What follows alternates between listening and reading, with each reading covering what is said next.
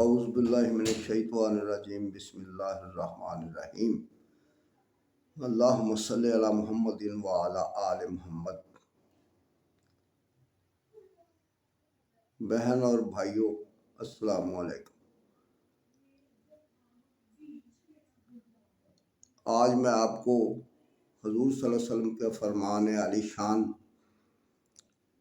حدیث قدسی بیان کر رہا ہوں، جس میں جو اللہ تعالیٰ نے آپ صلی اللہ علیہ وسلم کو بتائی، آپ نے اپنے صحابہ کو بتائی۔ دعا کی قبولیت۔ پہلی امتوں میں 3 آدمی تھے، وہ تجارت کی غرض سے گئے، کاروباری سلسلے میں جب گئے تو واپس جب آ رہے تھے نا، راستے میں آندھی، طوفان اور بارش آ گئی۔ اب ان کو چھپنے کے لیے کوئی ٹھکانا چاہیے تھا، وہ ایک غار میں داخل ہو گئے۔ جب وہ غار میں داخل ہوئے کہ جب بارش تھمے گی، طوفان رکے گا تو ہم اپنے گھر کا راستہ لیں گے۔ لیکن بارش، طوفان بہت تیز تھا۔ اللہ پاک کی قدرت دیکھیے کہ اوپر سے ایک پتھر جو تھا نا، وہ لڑکتا ہوا آیا اور غار کے منہ کے آگے پیوست ہو گیا، جیسے کوئی رستہ نکلنے کے لیے باقی نہ بچا۔ ان تینوں نے اندر اس کو بہت زور لگایا پتھر کو ہٹانے کے لیے، لیکن ان کی کوششیں سب بیکار گئیں۔ اللہ پاک کی قدرت،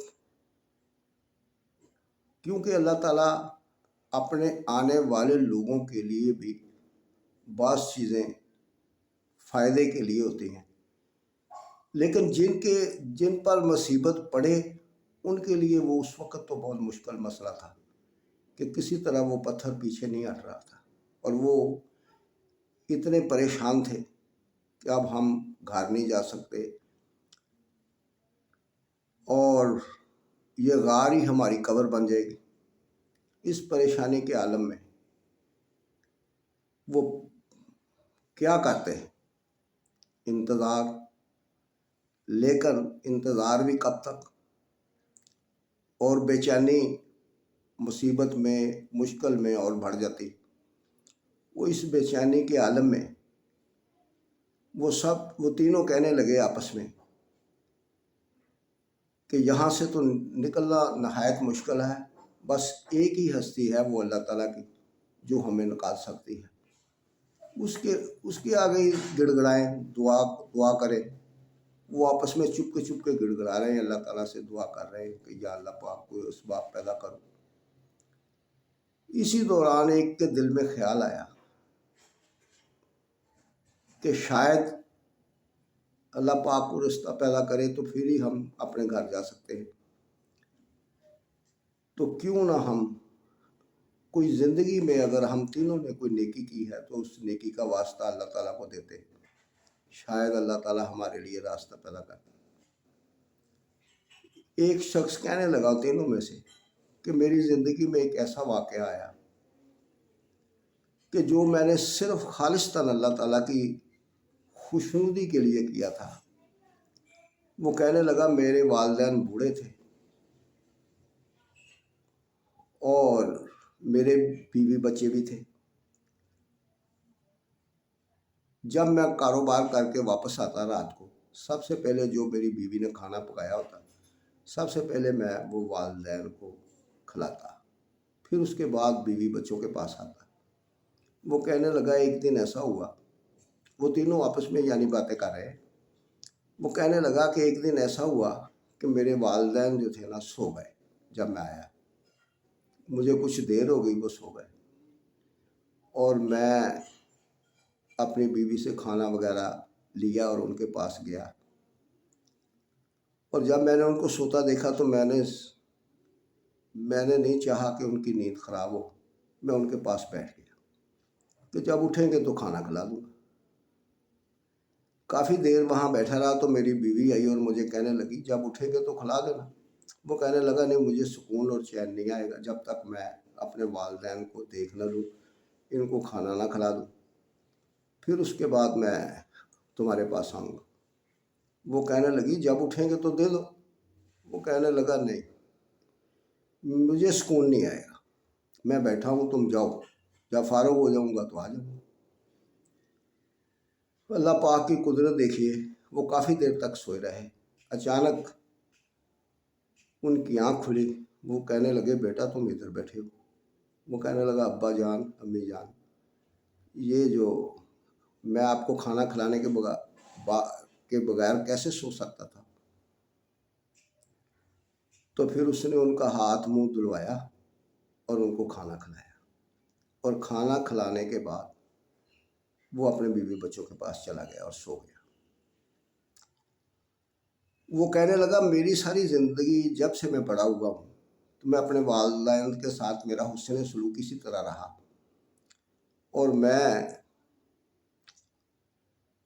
अल्लाह ताला को इस नेकी का वास्ता देता हूँ कि अल्लाह, मैंने तेरे हुक्म के मुताबिक वालिदैन की खिदमत में कोई कसर नहीं छोड़ी, मैं हमेशा उनकी खिदमत करता रहा। या अल्लाह, इस नेकी का वास्ता इस पत्थर को हटा दे, हम बेबस हैं और तेरी ज़ात की मदद के सिवा कोई मदद नहीं, और बिल्कुल नहीं। कहते हैं कि जब वो दुआ मांग कर बैठा तो अचानक गड़गड़ाहट की आवाज़ हुई और पत्थर थोड़ा सा सिरक गया, लेकिन वो बाहर नहीं निकल सकते थे। जैसे आदमी बाहर निकलना शुरू हो जाता है या कुछ न कुछ नज़र आता है। दूसरा कहने लगा कि मेरी ज़िंदगी में भी एक वाक़या हुआ है कि मेरी चचा ज़ाद एक बहन थी, वो मेरी मंगेतर भी बन गई। उसको किसी काम की ज़रूरत के लिए सिलसिले में मेरे पास आई। मैंने उसको कहा कि मेरी हाजत पूरी कर दो, मैं तुम्हारी हाजत पूरी कर देता हूँ। और वहाँ कोई नहीं था और वो मेरी मंगेतर भी थी। वो भी बहुत नेक थी। वो मुझे कहने लगी कि अल्लाह के बंदे, अल्लाह ताला का खौफ खा, चाहे मेरी ज़रूरत पूरी करो या ना करो, लेकिन मैं तुम्हारी बात हरगिज़ नहीं मान सकती। क्या तुम्हें अल्लाह ताला का खौफ नहीं आता कि एक दिन हमने अल्लाह ताला के हुजूर हाज़िर होना और हिसाब किताब देना है। जब उसने ऐ अल्लाह तेरा नाम लिया तो मुझे ऐसे लगा जैसे मेरे सर पर किसी ने ठंडा पानी डाल दिया हो, और मैं डर गया। और तेरा वादा है कि जो तेरे हुजूर खड़ा होने से डर जाए, आपने उसके लिए 2 बहिश्तें देने का वादा किया है। सूरह रहमान की आयत है ना, वाले मन खाफा मकाम रब्बिही जन्नतान, जो अपने रब के हुजूर खड़ा होने से डर गया उसके लिए 2 जन्नतें हैं। लिहाजा मैं रुक गया, मैंने उसकी ज़रूरत पूरी कर दी। उसको कहा, जाओ, ए अल्लाह, तेरा खौफ दामनगीर हुआ, अगर ये मेरी नेकी तुझे काबिल कबूल है तो इस पत्थर को हटा दे।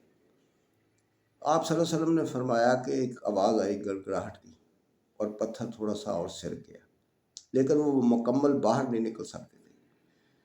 तीसरे आदमी ने कहा कि ए मेरे परवरदिगार, आप तो दिलों का हाल जानते हैं, हाज़िर और गैब हर चीज़ का इल्म आपके पास है। मेरी ज़िंदगी में ये वाक़या पेश हुआ कि मेरे पास किसी शख्स ने मजदूरी की, और वो जब मैं उससे मामला तय ना हुए थे पहले, वो जब उसने मुझसे पैसे मांगे तो मैंने कहा, तुम ज़रूरत से ज़्यादा पैसे मांग रहे हो अपनी मजदूरी के, तुम्हारे तो इतने बनते हैं। वो मेरे साथ तकरार में गुस्से में आ गया और गुस्से में पैसे छोड़कर चला गया। मेरा काम भेड़ बकरियों का था। जब वो चला गया तो फिर मैं भी सोचने लग गया, बेचारा चला गया गुस्से में, इसमें भी अल्लाह ताला की कोई हिकमत पोशीदा थी। इत्तफाक ऐसा हुआ, कहने लगा, मैंने اس کے جو پیسے تھے نا اس کی 2 بکریاں ڈال لیں اپنے مال میں لے کر۔ کافی عرصہ گزر گیا، نہ جانے اس وقت اس کو کتنی ضرورت ہوگی، پھر آیا میرے پاس، کہنے لگا چلو جتنے بنتے اتنے دے دو۔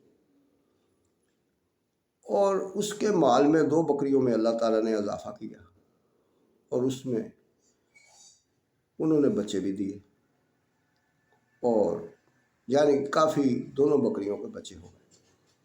جب وہ کافی عرصے بعد آیا تھا تو میں نے اس کو کہا کہ ہاں تمہارا معاوضہ میرے ذمے ہے، چلو اچھا کیا تم آ گئے، یہ لو۔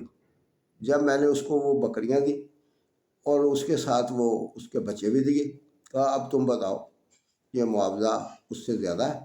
وہ کہنے لگا یہ تو بہت زیادہ ہے، میرا تو کم تھا۔ وہ کہنے لگا میں نے یہ کیا تھا، 2 بکریاں خرید کر ان میں ڈال دی اور یہ چرتی رہیں، اسی طرح یہ بڑھ گئی، تو میں کیوں ان کو رکھوں جب تیرے ہی پیسے تھے، میرا تو کچھ نہیں گیا، میں تو یہ اللہ تعالیٰ کی خوشنودی حاصل کرنے کے لیے نیکی کی ہے، شاید اللہ میرے گناہ بخش دے اور مجھے معاف کر دے۔ اے اللہ پاک، یہ نیکی میں نے تیری رضا کے لیے کی تھی، اگر آپ کو یہ نیکی قابل قبول ہے تو اس نیکی کا واسطہ آپ اس پتھر کو ہٹا دیں۔ حضور صلی اللہ علیہ وسلم نے فرمایا، پھر ایک گڑگڑاہٹ کی آواز آئی اور پتھر ہٹ گیا، وہ وہاں سے نکل گئے تینوں ہی، باہر طوفان وغیرہ سب ختم ہو گیا۔ آپ صلی اللہ علیہ وسلم نے فرمایا کہ وہ خوش قسمت لوگ اپنے اپنے گھروں کو چلے گئے۔ بات کرنے کا مقصد یہ ہے کہ یہ فرمان مصطفیٰ اس لیے اللہ پاک نے بتایا کہ آج آپ سوچیں کہ ایسی نیکیاں شاذ و نادر ہی کسی کے نصیب میں ہوتی ہیں، اللہ تعالیٰ کی توفیق ہو تو ہو جاتی، والدین کی خدمت اور اپنی شرمگاہ کی حفاظت اور نیکی کا صلہ کہ اس نے جو بکریوں والے نے کیا، اللہ تعالیٰ نے اس صلے کی بدولت ان سب کو اس مصیبت سے نجات دی۔ اس لیے ہمیں بھی سوچنا چاہیے اور سب کو یہ حدیث سننی چاہیے کہ نیکی کا اجر اللہ تعالیٰ ضائع نہیں کرتے، اور اللہ پاک نے قرآن پاک میں بھی فرما دیا کذالک نجزی المحسنین، میں نیک لوگوں کا اجر ضائع نہیں کرتا، دنیا میں بھی وہ ملتا ہے اور آخرت میں بھی انشاءاللہ ملے گا۔